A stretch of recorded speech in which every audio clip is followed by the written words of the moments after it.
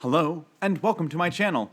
My name is Jonathan Cohn, and today I will be discussing my book review of the book The Ashes of Tomorrow, the seventh and final book in the Saga of Seven Sons by Kevin J. Anderson. If you've been following along with my channel by now, you will know that I have been a big fan of this series, and I've been really enjoying it. I've read all of the first 6 books previously. All this year, I read about a book a month, and I really had a good time with it. I thought that the first book was really hard to get into, but once I got into it, it got pretty good. And then I thought every subsequent book got better until book 5 of Fire and Night, which really was an epic moment for all the plot lines. Then we had book Metal Swarm, which wasn't as good as book 5, but was still a really excellent book and set things up. And then this book, The Ashes of Worlds, is the triumphant conclusion. It is the epic finale. It ties up everything. It does exactly what it's supposed to do. There are 3 main plot lines that this book had to deal with and had to completely wrap up properly. The first and foremost is the plotline of the chairman of the Hansa, Chairman Wenceslas, Basil Wenceslas, and also the Hansa versus the Confederation. That was the biggest thing that needed to be fixed. The second thing was the Clickus robots and the Clickus insect race and their war with the humans in the middle. That also had to be dealt with. And finally, we had to deal with the Pharaohs versus the Ildiran Empire, which also came to a head in this book. All of these are handled well. The one that I thought was handled the best, and also was the one that I was naturally the most interested in, was the chairman's storyline, the whole political stuff with the Hansa. I like that the best because I love the political stories here. I think that Kevin does his best when he's writing political storylines in a genre format.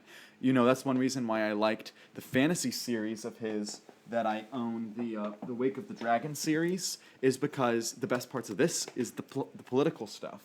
And he revisits a lot of the same set pieces and a lot of the same tones in all his books when he has a big series, but he makes each book unique in what's happening and what he's setting up and what needs to happen, and it's just really great. And what's really great about this book is you know they have to do something about the chairman. You know that he has to be dealt with, and yet you're still on the edge of your seat. Oh, he always gets away. The chairman always finds a way to outsmart our heroes. What are we going to do? And so it's really good seeing how they conclude his storyline, and it's very satisfactory. And that's really the word I would use for the whole book is satisfactory. It satisfyingly finishes up the series the way it needs to be finished up. A lot of people would criticize this book for not having many character deaths, because despite how epic and big in scope and having all this war stuff, not many of our main characters die. But if you've been following this series, that's never been the MO of Kevin Anderson's writing style. There are a few books. A Forest of Stars had some major character deaths. Scattered Suns had some major character deaths. And A Fire and Night also had some major character deaths. But it never was the focal point of the series. It was never an important, integral piece that you needed to have all these characters die. In fact, it kind of made it for a very different, other authors, it's all about the character deaths. Well, Kevin went in a different direction than everyone else, and so his books stand out.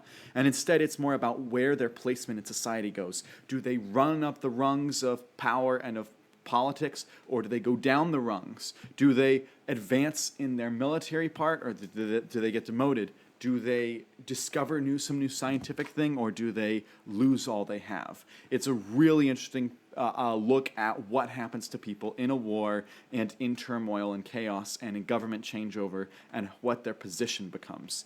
It's like Game of Thrones, but without the sex and without the violence and without the lots of character deaths.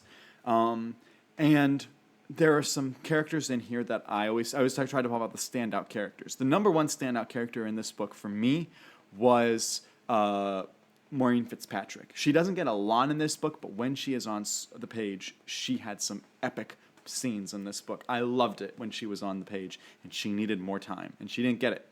I also would give honorary shout-outs to Saren in this book, who I thought was epic and wonderful, and also to Deputy Kane, Eldred Kane, who I also thought was wonderful in this book. The two of them finally got their chance to shine. This is their book as much as it is anyone else's. And so I was really happy with them. You know, they mostly had, you know, little bits, maybe a chapter 2 here, chapter 2 there. No, they have like entire portions of this book dedicated to them. And this book is so much more fast-paced than the other books, especially when you get about the halfway point, because everything is hitting the fan. Everything is happening all at once. And you're able to just fly along when the reading of it. Like, things are just happening so much. And you feel so rewarded for having read all of the other books. And so I really am happy that I read this series. You know, I picked up this series because I saw online that Kevin Anderson announced, I have this new printing of my books, all 7 books for $40. And I looked at it and I was like, you know what, they're new books, they're all going to be signed. And I had already wanted to read this series for a long time. So I thought, you know what, I'm going to buy them all. I'm going to read them.